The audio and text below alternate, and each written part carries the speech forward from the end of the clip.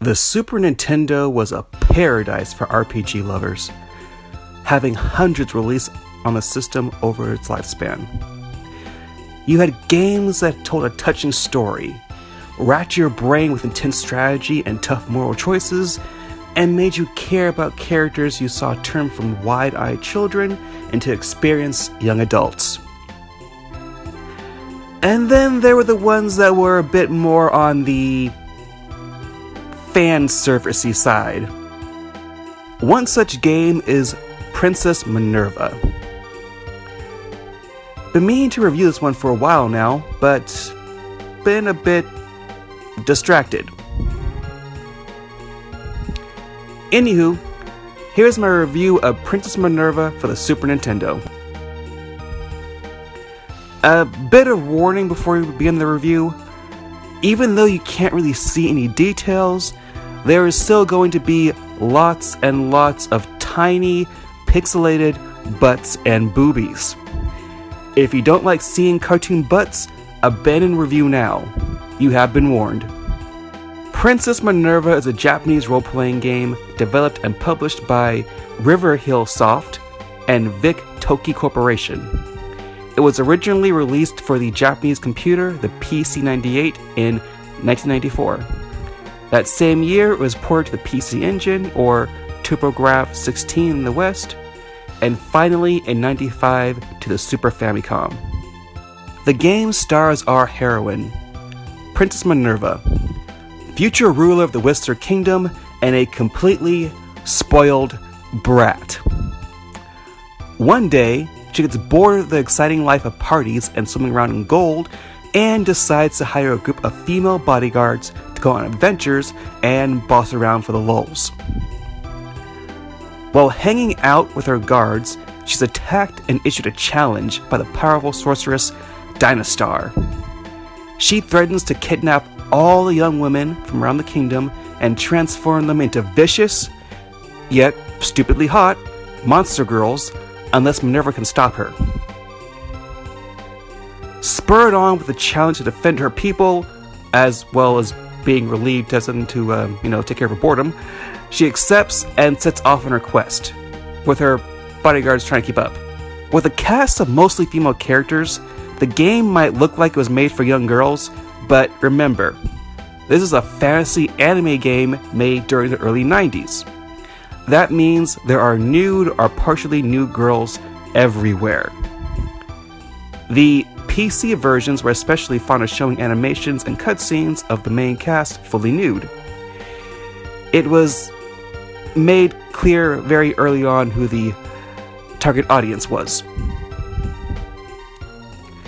Now, when the game was ported to the Super Famicom, some major changes had to be made to help the game better fit with Nintendo's more kid-friendly image. The cutscenes that showed nudity were changed, with bathing suits drawn over the girls, and the more detailed scenes were reworked or removed entirely. The game plays like a typical JRPG. You explore a map with a top-down view, walk around towns talking to NPCs to gather information, then head off to caves or dungeons to fight monsters, look for loot, and beat back Dynastar's evil generals. The combat is pretty standard for a JRPG of its kind. It's turn-based, you can have 3 party members in combat at once, and can use physical and magic attacks to defeat your foes. What's interesting is that you start out with all your party members at the beginning of the game. You can assemble all 9 members into 3 different squads. Though the first squad is not the one that always fights. The 3 squads will be randomly put into battle, with the first squad fighting the most often, and the last getting the least amount of battles. This can be a bit annoying, as when you have people that are low on health, you can't protect them by putting them in reserves like other RPGs. An exception to this is boss encounters, where you can actually choose to form parties specifically for that fight. Each of your party members has a set role, with their own unique skills. Some are geared to being strictly physical fighters, others are better at healing and attack magic, while characters like Minerva are balanced and decent at all skills. This is a very obscure game, so I couldn't find any guides online that explained how the skill leveling system worked. From what I could tell, the system is similar to that of Final Fantasy II. The Japanese number 2, not the English one. Each character has certain skills and must use attacks or spells in each category of that skill to level them up. For example, if you use a lot of healing spells, your healing level increases and that character will learn even more healing and stats affecting spells and attacks. Because of this, the random nature of who gets to fight, and that experience is not shared if a character doesn't fight, it's very important to switch up your characters to keep everyone leveled up and learning new skills and attacks. One other unique combat mechanic I haven't seen in many RPGs is that of the group attack. If you have at least 3 active members, you can all attack at once, doing massive physical damage to one foe. This attack is very good for dispatching that last enemy in a group of baddies, and is such a simple idea, I'm kinda surprised I haven't seen that in more RPGs. One of the game's strong points is its dialogue. The game is very story heavy, with every town you visit having numerous NPCs to talk to and cutscenes giving details on what's going on in the story. This can be both a plus and a negative. On the plus side, dialogue is very charming. Many characters will break the fourth wall and make a number of adult jokes. This made me want to talk to every NPC when I got to a new town, just to see what kind of crazy things they would say. Though I do still wonder why there are so many people with cowboy accents in a medieval fantasy world. On the negative side, there are times when the answer to a solution or plot point can be very obvious, but the characters will over-explain every little detail of the situation anyway. Almost as if the game was made for small children, which is odd considering the game seems to be aimed at, teens and up. There are also times when you must find and talk to NPCs in a certain order. The thing is, each area of the game has at least 3 to 4 towns in it. This means you need to walk around to each town and talk to dang near every NPC to find that one that can help progress the story. When you find that one NPC, you may need to actually talk to another one that's in a town all the way across the map, but they don't tell you who that person is, and almost all the NPCs kind of look the same, to be honest, so it's really time consuming to go to each town and talk to everyone to find that one person you need. The random encounter rate is also very high, especially near the end of the game. Around then, sometimes you can only take one step before being put into another battle. These issues often greatly slow down the pace of the game. The music is kinda generic. There are some good themes here and there, but nothing you'll be humming after you beat the game. The graphics are also a mixed bag. The overworld map, towns, and dungeons can range from good to generic. Every town uses basically the same building types, but with just different colors. The dungeons fared a lot better.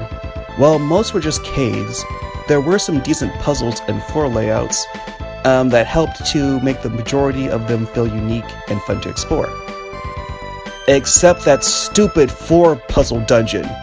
Whoever designed that level needs to have their hands chopped off. Sorry, that was just a really frustrating level. Anywho, the real eye-catcher would be the in-battle sprites. These use a cute chibi style and are very well detailed and are drawn in positions that emphasize certain female features. Speaking of the foes, you may have noticed, but nearly every enemy that you fight is some sort of hot female monster. And yes, the vast majority of them are exposing themselves. On your travels across the Kingdom of Whistler, you'll fight everything from cat girls, ghost girls, harpies, snake girls, girls in cute monster outfits, female sumo wrestlers. Wait, is that a thing? For real? Oh my god, that is actually a thing.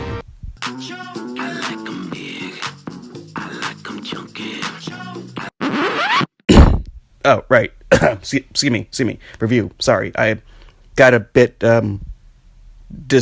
distracted there. But yeah, you'll be fighting a number of basically naked girls during the game. Now, as I said before, the original PC release had more explicit nudity, sexual themes, and lots of panty shots. The Super Famicom version did censor the vast majority of it, putting swimsuits on the main girls during bathing scenes, where they would normally be shown fully nude. Still, the amount of nudity still present in the Nintendo version did surprise me.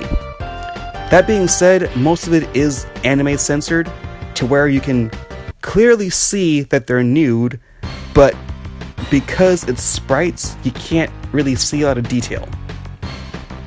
If this kind of stuff bothers you, you may want to skip this game, as a good 90% of the enemies are like this.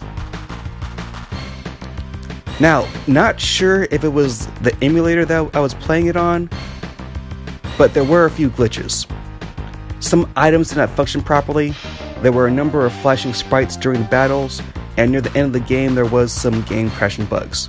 Once again, that could have been the emulator I was playing on, or it could have just been like the version of the game that I was playing. There may be an updated version that fixes that. The game sold decently, and was a pretty good success. It spawned several manga, drama CDs, and other media, including an OVA, with an interesting English dub. Princess, I really think you should get a proper instructor and study before trying to invoke the ancient magic. Oh, enough with the study routine! I finally managed to borrow this magic almanac from the treasure warehouse! Oh, borrowed. And here I was worrying that you'd stolen it. I'm gonna throttle you! I hear someone fighting. Fighting is really not a good thing. As a cleric, as a former cleric, I must do something to stop this trespass. All conflicts must be stopped. Even the most forgiving of goddesses do not like them. It's a spittle forward!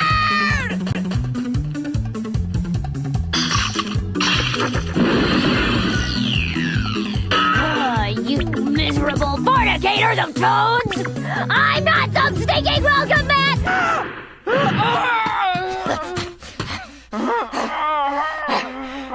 That better be a Great Dane. Oh, shit! How about you, young man? Young man. This beer's very firm, has a full 17-inch shaft. Yo, I'm a woman! Don't try to lecture me about length! How about you, lady cleric? Huh? This chain and sickle is imported from the Eastern Continent. I have religion. Who needs weapons? Huh. I guess I was really hard on her. But too bad! Change! It's the mysterious, beautiful, masked knight, Cutie Common is here! I gotta admit, when I watched this thing, I was rolling on the floor. It has been so long since I've heard an English dub this bad that it's good, and some of the jokes did catch me off guard a few times. I suggest checking it out if you want a good laugh. Overall, Princess Minerva for the Super Nintendo is a pretty good game.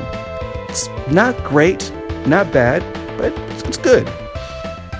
I'd really only recommend it for die-hard JRPG fans. The main draw of the game is the girls in skimpy to non-existent outfits. There are better JRPGs on the SNES, but beneath the fan service is a good classic-style JRPG with an interesting setup and funny dialogue. So, if that sounds like something you'd be into, give it a try. You know, at least until the PC version with all the good bits gets translated in it, that is. This has been Mega Blade J. If you like the review, like and subscribe, and I'll see all of you next mission. Bye.